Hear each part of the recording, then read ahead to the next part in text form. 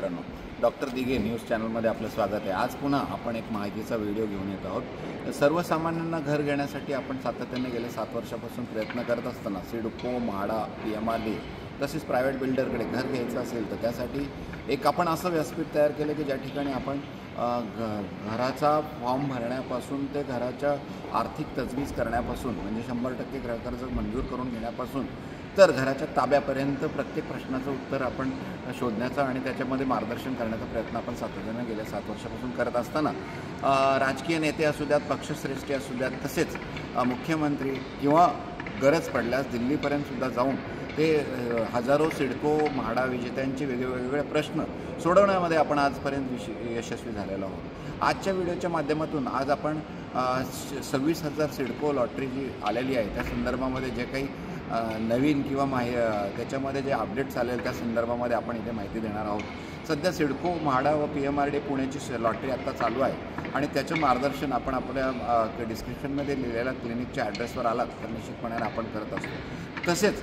मला जो वारंवार प्रश्न विचारला जातो की आपण एक डॉक्टर असतानासुद्धा या क्षेत्रामध्ये कसे येतं, या संदर्भामध्ये सुद्धा आज आपण त्याची माहिती देणार आहोत।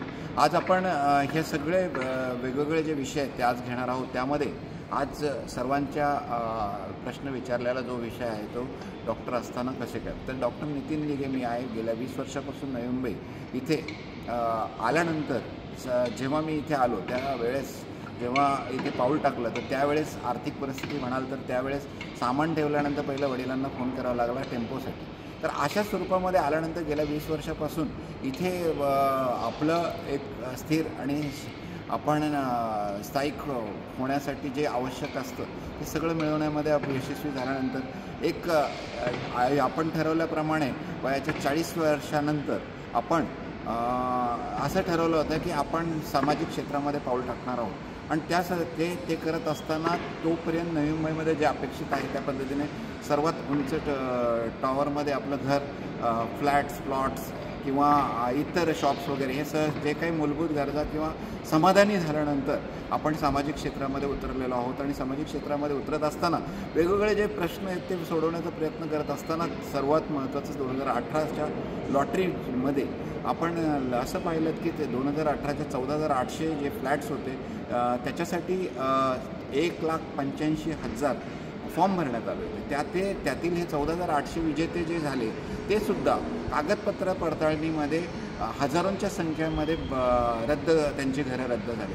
तर असे सर्वसामान्यांचे त्यावेळेस पहिला आपण प्रयत्न सिडकोकडे जाऊन केला की यांना घरं मिळवून देण्यासाठी आपण त्यांची कागदपत्राची पूर्तता करण्यासाठी मदत करण्याचा प्रयत्न केल्यानंतर आपण त्यामध्ये यशस्वी झालो आणि तेव्हापासूनच आपण सिडको, म्हाडा किंवा इतर जे सरकारी योजना आहेत या संदर्भामध्ये आपण मार्गदर्शन करण्यास सुरुवात केली। त्यानंतर आपला पुढचा प्रश्न पुढे काही दिवसामध्ये ह्या 14,500 घरांपैकी साधारण 1,500 विजेत्यांनी एकही हप्ता किंवा इन्स्टॉलमेंट सिडकोला पेमेंट केला नव्हता। अशा वेळेस यांची घरं रद्द करण्यात आली होती। त्यावेळेस सर्वसामान्य गोरगरिबांची आर्थिक परिस्थिती नसताना त्यांनी घर घेतलं होतं आणि अशा वेळेस त्यांचं घराचं स्वप्न भंग झालेलं मी त्या गोष्टीकडे पाहिल्यानंतर ताबडतोब यावरती आवाज उठवण्यासाठी सर्वांना संघटित करून सर्व सिडको विजेत्यांना संघटित करून मुख्यमंत्री, राजकीय नेते, पक्षश्रेष्ठी व सर्वांपर्यंत जाऊन आपण वेगवेगळ्या पक्षश्रेष्ठींच्या माध्यमातून किंवा राजकीय नेत्यांच्या माध्यमातून तो प्रश्न सोडवला आणि त्यांना घरं मिळवून दिली।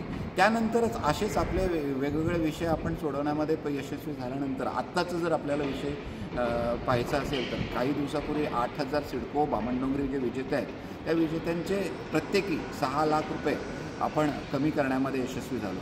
ह्याचप्रमाणे सिडको, म्हाडा व विजेत्यांना संघटित करून पाठपुरावा करत असताना आपल्या आणखी एक लक्षात आलं की 1.5 वर्ष पाठपुरावा केल्यानंतर 6 लाख प्रत्येकी फ्लॅट पूर्ण महाराष्ट्राच्या इतिहासामध्ये कोणत्याही सरकारी गृहनिर्माण योजनेमध्ये एवढे 6 लाख प्रत्येक फ्लॅट पाठीमागे कमी झालेले नव्हते। असे असतानासुद्धा त्यातील 1,000 ते 1,200 विजेत्यांचे कागदपत्र पडताळणीमध्ये घरं रद्द झाली। त्यावेळेस खरोखर प्रश्न उपस्थित झाला की असं का होतं आहे. तर याचं कारण असं आहे की ज्यावेळेस आपण फॉर्म असतो त्याची ते अर्धवट माहिती आपल्याला स्वतःला असते आणि आपण त्याचा फॉर्म भरतो. त्याच पद्धतीने फॉर्म भरत असताना काही वेळेस आपण सायबर कॅफेमध्ये जाऊन भरतो. ते सुद्धा पूर्ण माहिती आहे की नाही आहे याचं कोणाला माहिती नसते. फक्त आपल्याला फॉर्म भरायचं ह्या उद्देशाने आपण फॉर्म भरत असतो. आणि असे फॉर्म भरलेले हे 1000 ते 1200 विजेते जेव्हा सिडको पडताळणीमध्ये रद्द घरं होतात किंवा त्यांना अपील करण्यासाठी वेळ दिला जातो, तेव्हा प्रश्न पडतो की आपण फॉर्म कसा भरला होता किंवा काय केलं होतं. आणि त्या चुकांमुळे स्वतःचं घराचं स्वप्न भंग, 6 लाख रुपये प्रत्येक फ्लॅट प्लॉटमध्ये कमी झाल्यानंतरसुद्धा भंग होण्याची स्थिती निर्माण झाली. अशा परिस्थितीमध्ये आपण मार्गदर्शन त्यांची घरं वाचवण्यासाठी आजही करत आहोत आणि करत राहणार आहोत. परंतु यापुढे आपण आत्ता जे प्रथमच गेल्या 7 वर्षानंतर आपण प्रथमच 26,000 सिडको गृहनिर्माण योजनेतील लॉटरीमध्ये सहभागी घेणाऱ्यांसाठी कागदपत्र तयार करण्यापासून तर फॉर्म भरण्यापर्यंत आपण पूर्णपणे माझ्या क्लिनिकला चॅनलच्या डिस्क्रिप्शन दिलेल्या ॲड्रेसवर आलात तर आपण पूर्ण मदत करणार आहोत. त्याचबरोबर त्यांची आर्थिक तरतूद म्हणजे 100% गृहकर्ज असू द्यात किंवा जे काही गृहकर्ज सरकारी किंवा नॅशनलाइज बँकेतून मिळवून देण्याचा प्रयत्न आपण करणार आहोत. आणि त्यामध्ये सुद्धा आजपर्यंत हजारो विजेत्यांचे आपण यशस्वी झालेलो आहोत. याच पद्धतीने मग आत्ता आपल्याला जर काही ह्या लॉटरीमध्ये सहभागी व्हायचं असेल तर निश्चितपणाने आपण माझ्या चॅनलच्या डिस्क्रिप्शन दिलेल्या ॲड्रेसवरती आलात तर मदत आपण करणार आहोत. आत्ताच्या लॉटरीचं विशेष हे आहे की यामध्ये 26,000 सिडको गृहनिर्माण योजना 2024 जी आहे ही आत्ताचे फक्त 26,000 घरांची लॉटरीसाठी रजिस्ट्रेशन चालू नाही आहे, तर 67,000 घरांच्या लॉटरीसाठी हे रजिस्ट्रेशन आहे. म्हणजेच याचा अर्थ सरळ स्पष्ट सांगायचं, ज्यांना जुईनगर मध्ये घर घ्यायचं आहे भविष्यामध्ये ह्या 26,000 घरांचे जे नोट्स आपल्याला माहिती आहेत या व्यतिरिक्त जर कुठे आपल्याला घर घ्यायचं असेल तरीही आत्ता रजिस्ट्रेशन आपल्याला करणं आवश्यक आहे.